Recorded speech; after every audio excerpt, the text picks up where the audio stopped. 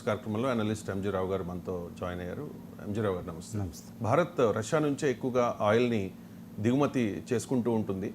రష్యాతో వాణిజ్య ఒప్పందాలని సంబంధాలని ట్రంప్ తీవ్రంగా అభ్యంతరం వ్యక్తం చేస్తున్న పరిస్థితి. రష్యా నుంచి ఆయిల్ కొనకపోతే లేకపోతే రష్యా నుంచి ఆయిల్ను దిగుమతి చేసేయడం ఆపేస్తే ఇప్పటికే ట్రేడ్ డీల్ అయిపోయేదని కూడా ట్రంప్ కామెంట్ చేస్తూ ఉన్నారు. ఎందుకు భారత్ రష్యా నుంచి ఆయిల్ని దిగుమతి చేసుకుంటుంది? అంత అవసరం ఏంటి? అండ్ ఎందుకు అంత తెగేసి చెప్తోంది అమెరికాకు భారత్ రష్యా నుంచి మేము ఆయిల్ కొంటాము అని చెప్పేసి? అండ్ అమెరికా రష్యా ఇచ్చేటంత రేటుకు ఇవ్వగలిగితే ఇండియా అమెరికా నుంచి ఆయిల్ కొంటుందా అంటే ఏం చెప్తారు? ఎస్ అండి, ఇక్కడ ఎనర్జీ సెక్యూరిటీ, భారతదేశానికి ఆయిల్ అంటే మనం పెట్రోలియం భద్రత, ఈ ఎనర్జీ సెక్యూరిటీ లేకపోతే చాలా తీవ్రమైన ఆర్థిక సంక్షోభాన్ని భారతదేశం ఎదుర్కొంటుంది. 1991లో భారతదేశం ఆర్థిక సంక్షోభం అంటే అది ఒక పెద్ద చేదు నిజం అనమాట. ఇలాంటి ఆర్థిక సంక్షోభం రావడానికి అతిపెద్ద కారణం 1991లో గల్ఫ్ నుంచి మనం కొనుగోలు చేసే ఆయిల్కి సద్దాం హుసేన్ రెండో గల్ఫ్ యుద్ధం వల్ల ఆగిపోవడం. ఇప్పుడు మనం రష్యా ఆయిల్ కొనకపోతే మీ ట్రేడ్ డీల్ అయిపోయి ఉండేది అన్నట్టే మనకి ట్రంప్ మాట్లాడుతున్నారు. అంటే రష్యా నుంచి ఆయిల్ కొనడానికి భారతదేశం ఇంతటి త్యాగానికి ఎందుకు వెళుతుంది అనేది ఒక పెద్ద ప్రశ్న. ఇక్కడ ఏంటంటే భారత ఆర్థిక వ్యవస్థకి ఈ పెట్రోలు, ఈ గ్యాస్ భద్రత అనేది చాలా చాలా ఇంపార్టెంట్. ఇప్పుడు భారతదేశం అనేది ఈ ఆయిల్ మార్కెట్ అనేది ప్రపంచంలో ఒక లుక్రేటివ్ మార్కెట్ అండి. అంటే ప్రపంచంలో 3వ అతిపెద్ద దేశం ఆయిల్ కొనే దేశాల్లో first China, United states of America, India ఉంటుంది.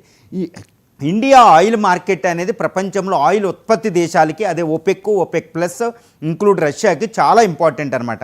ఇప్పుడు రష్యా నుంచి మనం భారతదేశానికి కావాల్సిన 44% ఆయిల్ని ఒక్క రష్యా నుంచి దిగుమతి చేసుకుంటున్నాం. ఎందుకు రష్యా నుంచి అంటే రష్యా కారు చౌకగా మనకి పెట్రోలియం ఇస్తుంది. ముఖ్యంగా ఈ Reliance industries, Nayara, HPC, BPCL, భారత పబ్లిక్ సెక్టర్, ప్రైవేట్ కంపెనీలు అన్నీ ఉంటున్నాయి.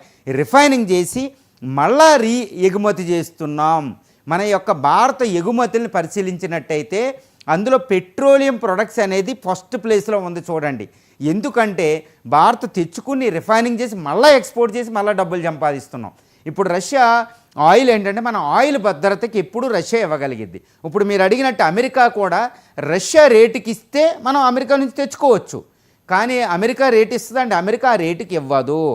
రష్యా నుంచి మనం ఆయిల్ మానేస్తే, ఇరాన్ నుంచి ఆయిల్ కొనుక్కోవడం మానేస్తే అమెరికా మార్కెట్ అంటే అమెరికాకు ఉంది, అమెరికాకు ఆయిల్ ఉంది, అతిపెద్ద ఆయిల్ ఉత్పత్తిదారు కూడా, అది వినియోగదారు కూడా.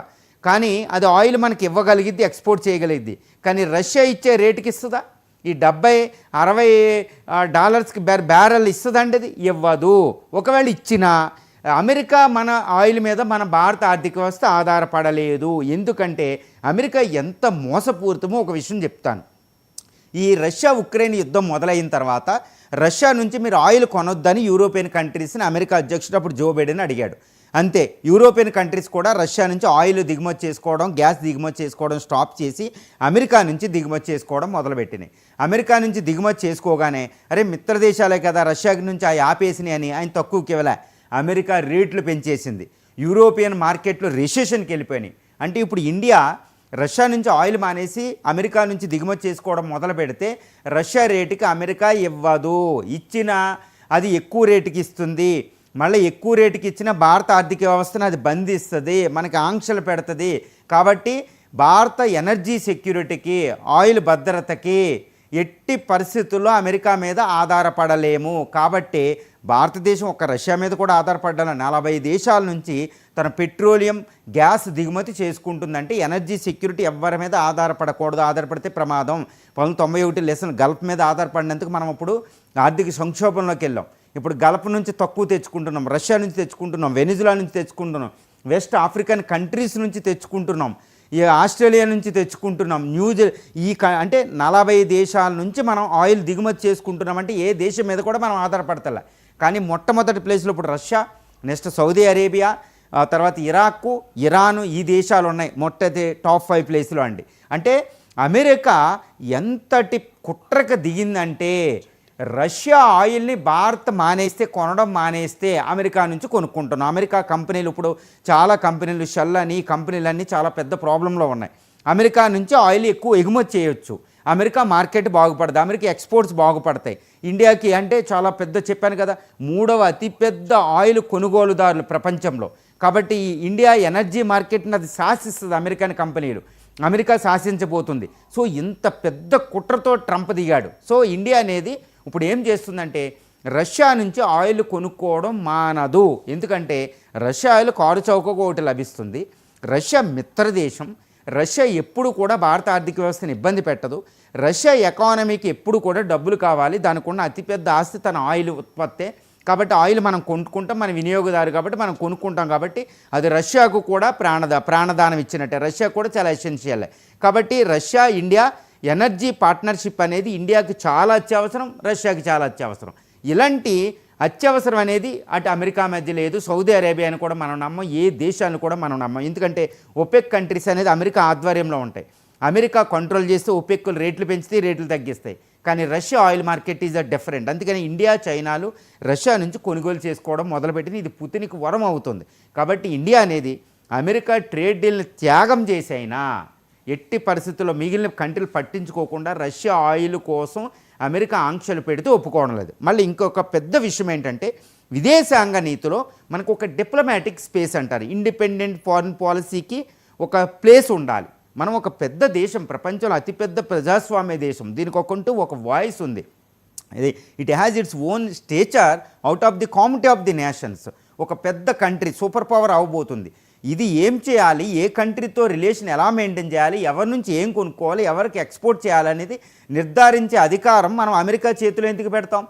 దీనికంటూ ఒక ఫారిన్ పాలసీ ఉంది. ఎప్పుడో 1940 50లోనే నెహ్రూయే ఒప్పుకోలేదు ఇలాంటి ఎవరన్నా ఆంక్షలు పెడితే. ఇప్పుడు Narendra Modi 2025 India, 2021 century India, rising India, ఇది ఎందుకు ఒప్పుకుంటుంది? అమెరికా చెప్పింది మనం ఏం చేయాలి, ఎవరి నుంచి మనం కొనుక్కోవాలనేది వినియోగదారుడికి పూర్తి స్వేచ్ఛ ఉంది. ఇది ప్రపంచీకరణ యుగం. అలాంటి వలసవాద రాజ్యాంగాలు, వలసవాద విదేశాంగ విధానాలు పోని.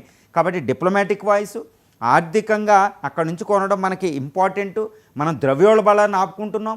ఇదంతా అమెరికా కుట్ర ఏంటంటే, అతిపెద్ద కుట్ర ఏంటంటే అమెరికా భారతదేశం వృద్ధి పదంలో ప్రపంచంలో మొదటి స్థానంలో అత్యంత వేగంగా అభివృద్ధి చెందుతుంది.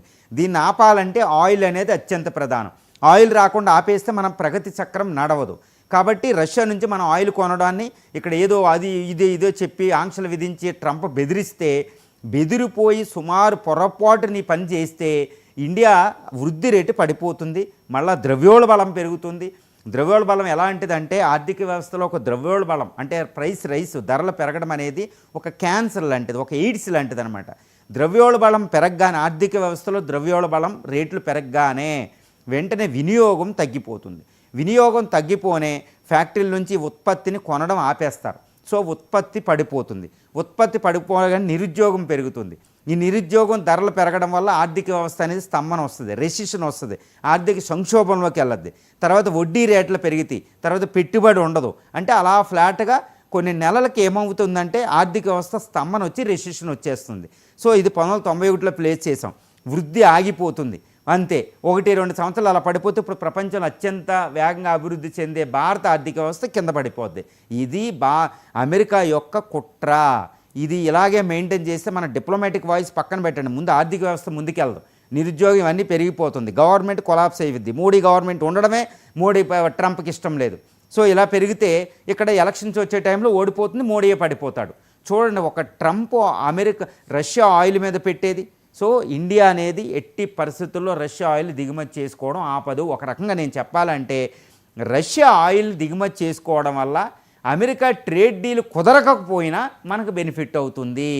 కానీ అమెరికా ట్రేడ్ డీల్ ఉంటే రష్యా ఆయిల్ లేకపోతే మన ఆర్థిక వ్యవస్థకి విపత్తు వస్తుంది. అందుకని మోడీ ఇంత దిగ్విజయంగా ఇంత పట్టుపట్టి నీ మాటే మాకు లెక్క చేయని విధంగా, అంటే పుతిన్నే మాకు ఇంపార్టెంట్, రష్యా మాకు ఇంపార్టెంట్, రష్యా ఆయిల్ మాకు ఇంపార్టెంట్, ట్రంప్ నువ్వు చెప్పేది మాకు వద్దు, నువ్వు ట్రేడ్ డీల్ కుదుర్చుకుంటే కుదుర్చుకో, లేకపోతే ఆల్టర్నేటివ్ చూసుకున్నావు, కానీ రష్యా ఆయిల్ ఆపము అని చెప్తున్నారు. కానీ రష్యా ఆయిల్ ఆపినట్టు ఏదో రిపోర్ట్లు వస్తున్నాయి, పబ్లిక్ సెక్టార్ కంపెనీస్ ఆపినట్టు.